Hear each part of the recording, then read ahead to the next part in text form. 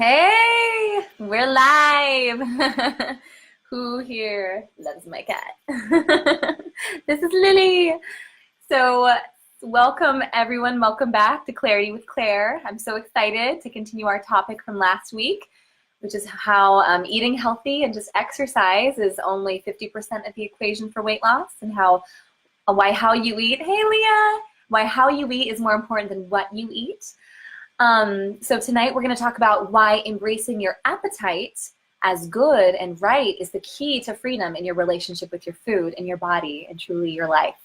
So you'll also discover how to get the love that you want instead of settling for ice cream by using the 5 love languages.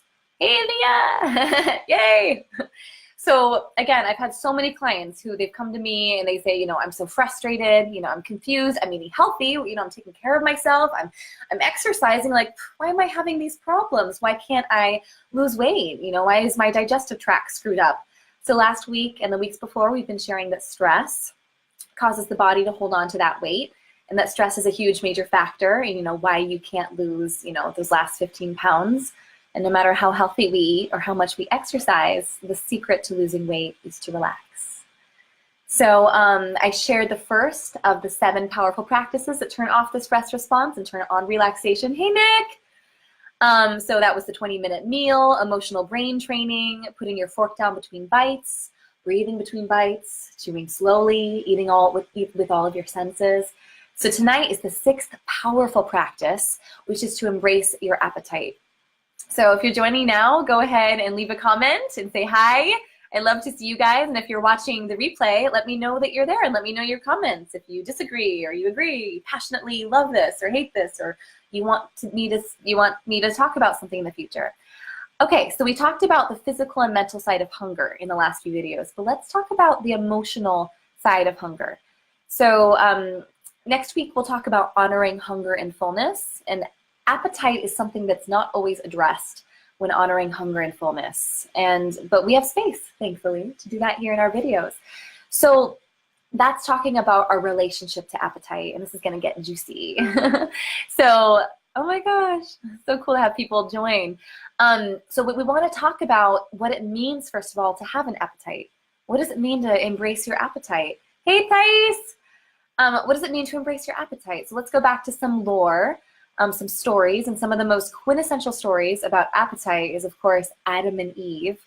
So Eve is told to eat from the Garden of Eden, but not that sweet, pleasurable, fruit over there. But Eve wants the apple. She has the appetite, the desire, a hunger for the apple.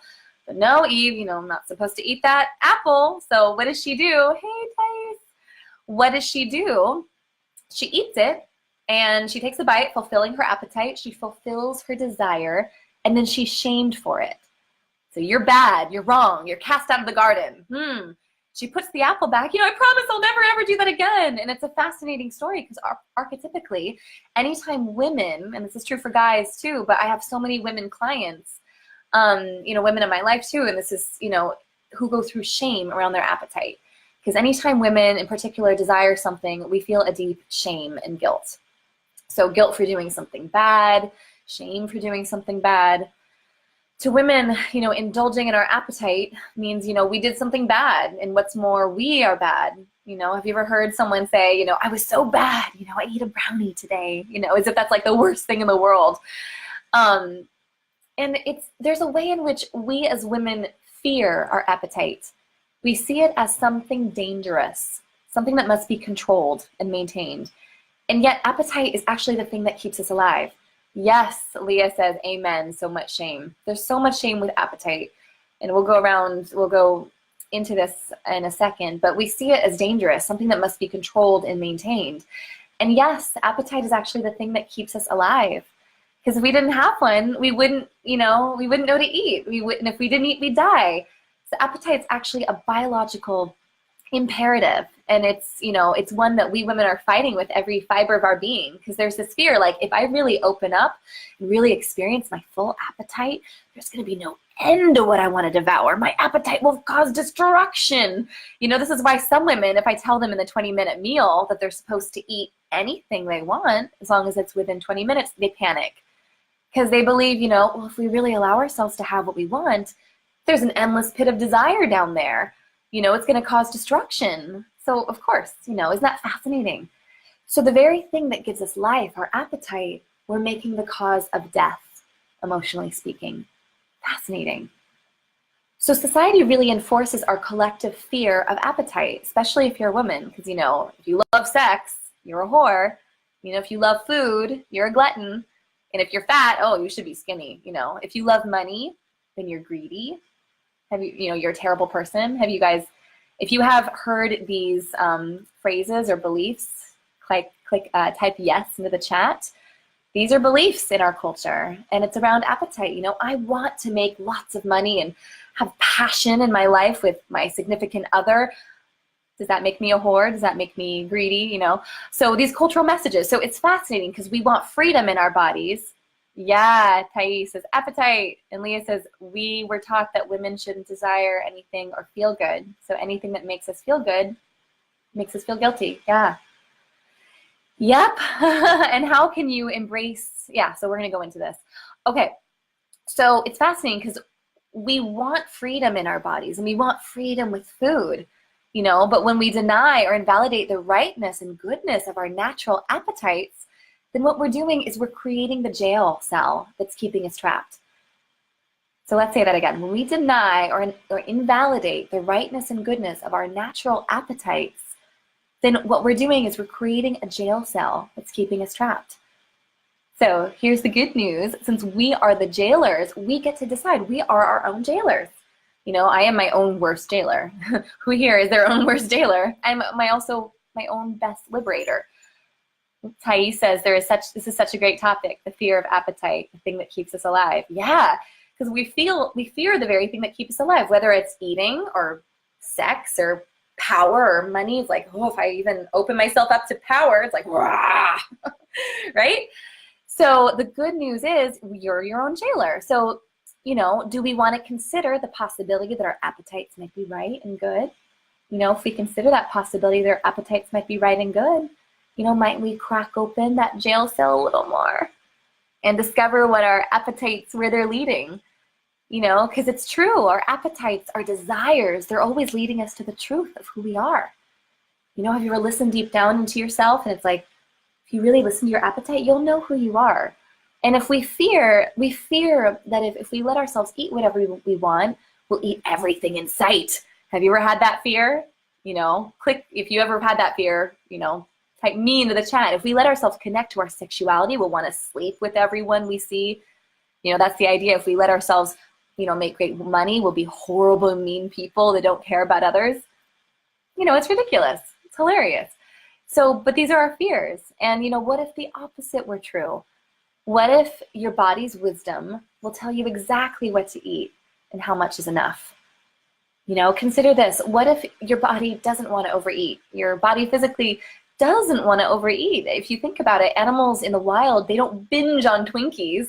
If your body's an animal, we're all animals, and all animals have an innate sense of exactly what to eat to be healthy, to lose weight, to gain energy, and to feel better in some way.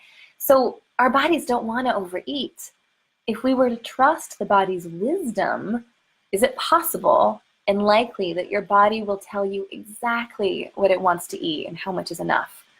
So what if it's possible that if you were to connect to your sexual desires and you could deepen and open up your primary love relationship in ways that you never knew? It could be that your lover is dying to please you, but doesn't know how, and often we don't know how we want to be pleased. And this doesn't even have to be about the bedroom, just in general, getting our love. So we just open up Ben and Jerry's instead. So this is our appetite in many ways. So what if making wonderful money enhances the goodness in you? And you get to contribute to and create charitable organizations that help thousands of people. These are the possibilities that open us up to, when we start to consider the possibility that our appetites are right. They're good. And they're leading us to the truth of who we are instead of fearing it. So there's this health expert and author of the book Pleasurable Weight Loss. Her name is Jenna de la Flamme, and she teaches her clients to embrace the wisdom of their natural female animal. So to learn to look at your body as a she, not as an it, but as a she, an animal, who has the wisdom of all the animals in nature and innately knows how to eat and move and be in balance. Isn't that cool? So Jenna says that, your female animal is really stronger than your rational mind.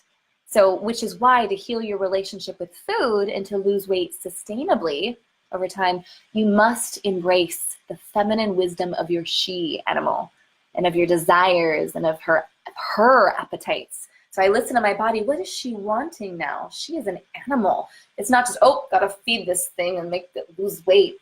It's a she, and she's got desires, her appetites. So the appetite of your female animal is a biological imperative that cannot be denied. And you know this is true because chances are you've tried, like with diets and points and rules and shoulds and shouldn'ts, and at the end of the day, it works for a while until it doesn't. And sometimes I encounter clients with cravings who are chronic dieting. And I've done this a lot in my life too. They're binge eating. I've struggled with this a lot. They're overeating. They've had body image issues. If you've had body image issues, you can say me or maybe not in the chat, but I'm working on that myself. And part of the reason why those things are happening is because those things, binging, chronic dieting, overeating, they're a lot easier to deal with than asking loved ones. Hey, Adam. It's a lot easier to deal with binging on food and stuffing your face. It's a lot easier to deal with than asking a loved one to fulfill your desire. You know what you need, but you're afraid to ask for it from your significant other, so you stuff your face instead. So sometimes, Thais, me too. So sometimes, we have cravings, we're chronic dieting, we're binge eating, we're overeating, hating our body.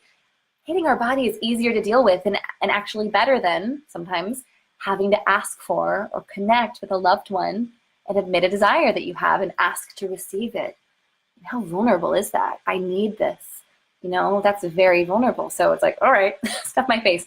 So food is easier. Ben & Jerry's doesn't talk back to you. So often women will use food, especially sweets, as a substitute for love. Yeah, Leah. Leah says me too. Women will use food, especially sweets, as a substitute for love, for physical touch or sex. And I've had my fair share with this. I've spent a lot of my 20s being lonely. And I dated here and there, but I really I didn't know how to handle a relationship or be in a relationship. I had no idea what I wanted. I'm still learning, but how to ask for what I wanted, it was hard, and I barely knew who I was. And so it was a lot easier to eat than to have to deal with any of that going on up here and here, actually my whole being, because quite frankly, I didn't know how to deal with any of that. So one of the most profound things you can ever do for your romantic partners, Thais says, same here, right? One of the most profound things you can do with your romantic partners is to get to know yourself and understand how you want to be loved and to understand how we really want to be loved. One of the best tools I found is from my health coaching school, Health Coach Institute, which Thais is familiar with because she goes there. And so it's called the 5 Love Languages by Dr. Gary Chapman. If you've heard of this, you can raise your hand or say, yeah, I love it. So it's how to express heartfelt commitment to your mate.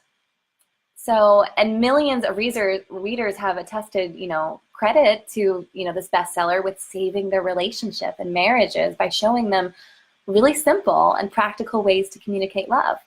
And not only how to give, but also ask and receive what you need. So Leah says, I know it. Thank you, Leah. So whether you're married or with a partner, or you're single, as a matter of fact, if you're single, this is great to know about yourself. Understanding your love language will go a huge way towards feeling more fulfilled than ever. So even more fulfilled than a pint of Ben & Jerry's, I promise. So I will share the 5 love language with you, and you can click on the link below. I put it in this the chat, and you can go to the website and take a free quiz to discover your love language. So I will give a summary of the love languages. So Dr. Chapman explains how important it is for couples to understand how each other and themselves both give and receive love. Thais says, that has changed the way I express and receive love. Thanks for mentioning it. Yeah, thanks, Thais.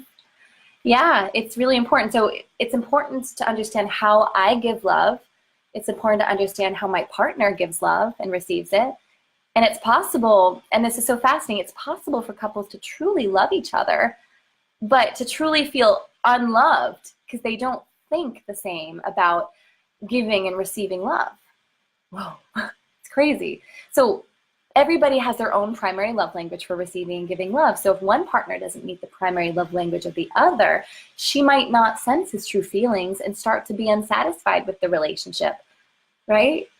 So understanding your loved one's love language and acting accordingly will fulfill their, he calls it their love tank. So the love tank analogy is a really great metaphor for describing how loved someone is by you. It's like a tank of gas in a car that, you know, our lives run best when our love tank is filled and when it's constantly being topped off.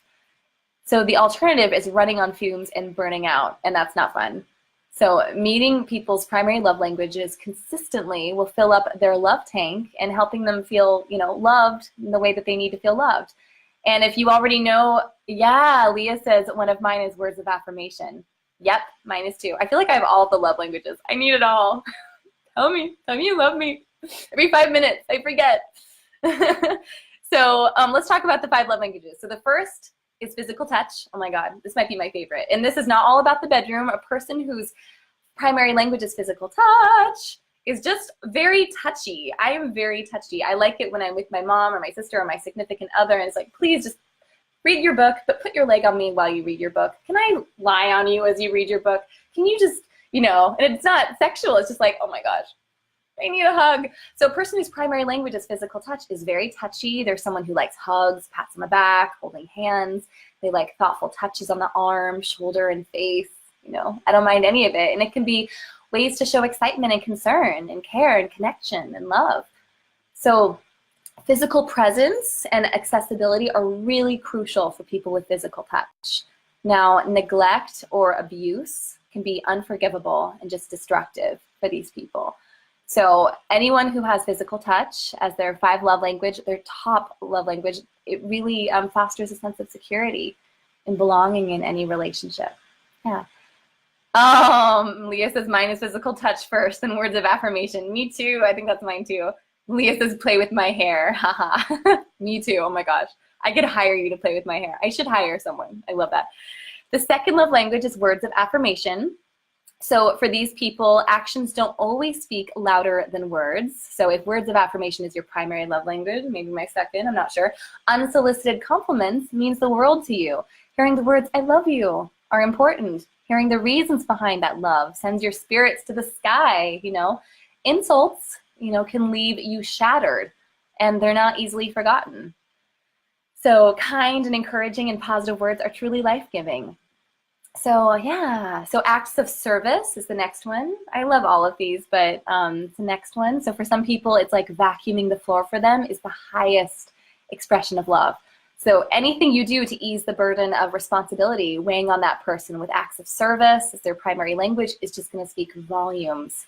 So magic words for whoever has that act of service love language, and magic words are, you know, let me do that for you. So laziness or broken commitments or making more work for them will be horrible for someone who has an acts of service love language. Yeah, Thais says mine is physical touch and quality time. Me too.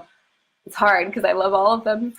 Yeah, so laziness and broken commitments, not good for that. But finding ways, you know, quality time is the next one. So quality time, like Thais, is full, undivided attention. Being there is really crucial for someone who has a quality time love language, but not like, you know, being there, but not being present. You know, the significant other who has quality time as their primary love language wants your full attention without distractions. And actually distractions, it might be the kind of person who goes crazy if you're on your phone when you're with them. Like, you know, I don't really care if someone is on their phone when I'm with them sometimes, unless it's like an important thing, but some people that's a really big deal.